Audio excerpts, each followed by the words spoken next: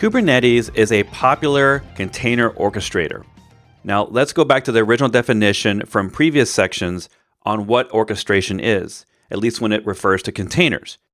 All an orchestrator is it's taking your containers that you ask it to run, and it's taking a series of servers or nodes and deciding how to run those container workloads across those nodes. And Kubernetes was an orchestrator, one of many, that was released in 2015 by Google, and it's now maintained by an open source community around the world that Google is a part of. And if you wonder what Kubernetes is doing or how it's related to Docker, Kubernetes essentially is a set of APIs that run on apps in containers to manage a set of servers and then execute your containers on Docker by default. It can run other container runtimes that aren't Docker, like Containerd, but by default right now, it runs on top of Docker. So it's not getting rid of your container runtime. It's just a series of containers on top of that that manage the multi-node system that it's controlling. Then it gives you a set of those APIs and command line tools to deploy and maintain the same server infrastructure that you would have similar to Swarm. And before in this course, you've been using the Docker command a lot. In Kubernetes, one of the main tools you will be using is kubectl or KUBECTL. And if you've heard other people refer to that tool as something else like kubectl or kubectl or kubectl, these are all different names, but now that we have a standard naming from the official repo, it is called kubectl.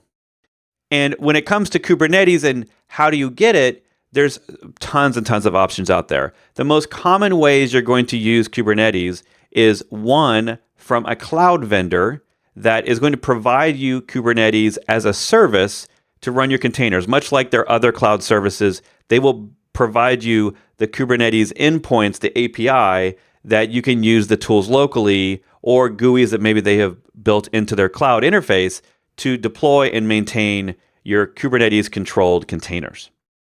And then there are other vendors, most of them infrastructure vendors, that package up their own Kubernetes as well. We're going to call these distributions of Kubernetes, similar to the concept of Linux distributions. In the Linux world, there's the same Linux kernel running on all of these different distributions. Those kernels are sometimes built a little bit different or different versions, but they're fundamentally the same. And then the distributions, whether it's Ubuntu or CentOS or Amazon Linux, all these different distributions package up their own set of tools that a lot of us prefer one or the other because of. And that's the same way with Kubernetes now. Whether it's cloud or on-prem data center distributions of Kubernetes, you're going to pick one based on your requirements, based on existing vendor contracts or your preference on operating system or vendors. And there's lots of reasons to do that. But all of those are providing a what we call upstream version of the pure open source Kubernetes, and then they layer on top of it all their own extra stuff to your benefit. Let's talk about why you might need Kubernetes. Now, as a review, check back with the earlier sections, the first section for Swarm, and there's a lecture titled Swarm Mode Built-in Orchestration. And that gives you some basics around the problems that orchestration solves and why you might need it. And I will stress that at first, it's definitely important that you understand what orchestration benefits you will need in order to deploy your applications and whether or not you even need orchestration to begin with. And orchestration is definitely increasing in popularity, but it's not the only way to run containers. We've talked about using Docker runs here. We've talked about Docker Compose. We've talked about other platform offerings and services. I have customers that still run containers on single nodes in AWS without orchestration, and they use the features of that platform to create a similar like abstraction as orchestration, where they maybe use auto-scaling groups, elastic load balancing, and a lot of other things that we've all used for over a decade to manage our application deployments. And they have such a refined system that they just don't see a lot of benefits out of completely changing all that to orchestration. Now, most of us will eventually use some form of container orchestration because that's really the way I think the industry is going. And these are all going to be these extra layers running on top of Docker or some other runtime, which is what you've learned throughout this course. But one of the simple formulas I use for whether or not to use orchestration are taking the number of servers that I'm going to need for a particular environment, and then the change rate of my applications or the environment itself.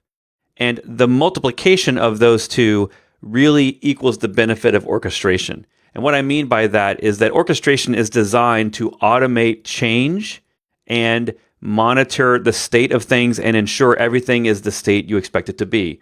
For instance, apps running in a healthy state.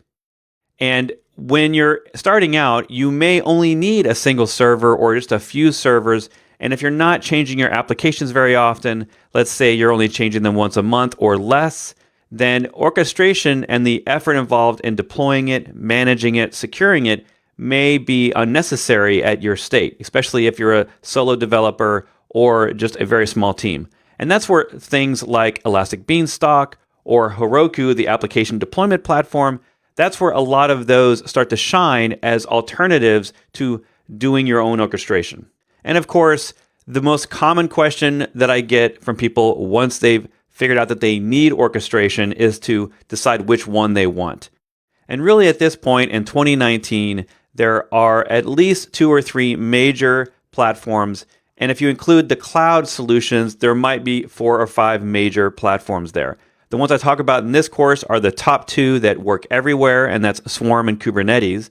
And then you have other ones that are specific to cloud platforms like ECS, which is only on AWS, and more traditional offerings that have been around a little bit longer like Cloud Foundry or Mesos and Marathon.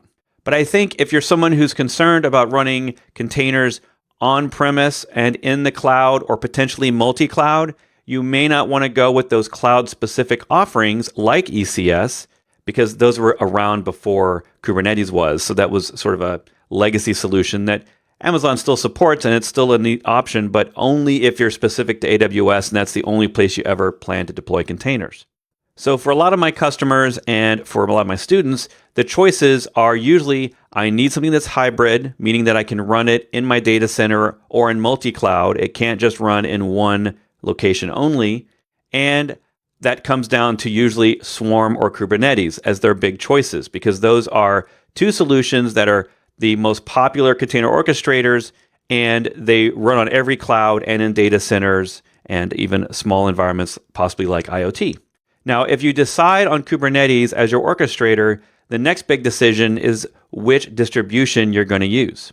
And the first part of that is to figure out if you want a cloud-managed solution or if you want to roll your own solution with a vendor's product that you would install on the servers yourself. And common distributions that are vendor supported that you've heard me talk about, including Docker Enterprise, and there's other ones such as Rancher, OpenShift from Red Hat, Canonical, the Ubuntu company, has their own version, and VMware has their own version, PKS, as well. In fact, there are so many infrastructure and software company vendor solutions for Kubernetes now that it's a little bit overwhelming. I'll give you a link in the resources to a list of the Kubernetes certified distributions. And you want to use one of these because they guarantee that the API from Kubernetes is used directly and that it's fully supported, so that the ideal case is that you can take your workloads and your YAML files that design your infrastructure, and you can move those from one Kubernetes vendor to another, and they should work out of the box for most things.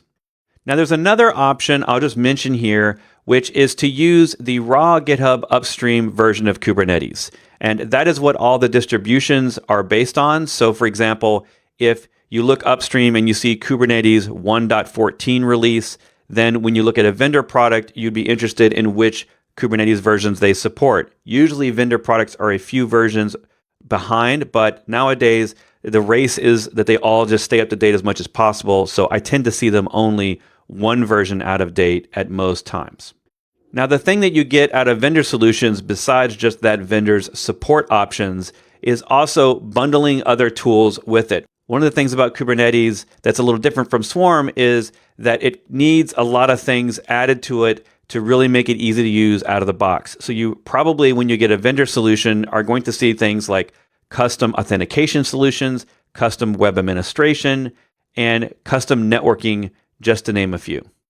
So I will generally recommend to you, without knowing any of your requirements, that you probably don't need the pure upstream version of GitHub's Kubernetes. You don't need to clone the repo of Kubernetes and run just that. Now, it's great for learning, and in fact, I recommend starting with that as the way to learn Kubernetes.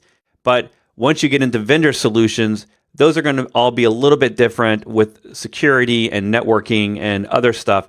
So it's going to be hard for you to learn one and then just assume that the other one acts the same way. However, when you start talking about production, I would expect that you would try to use one of those vendor solutions first, because they're going to be easier to manage. You're going to have better support options, and generally things will just work better and faster out of the box.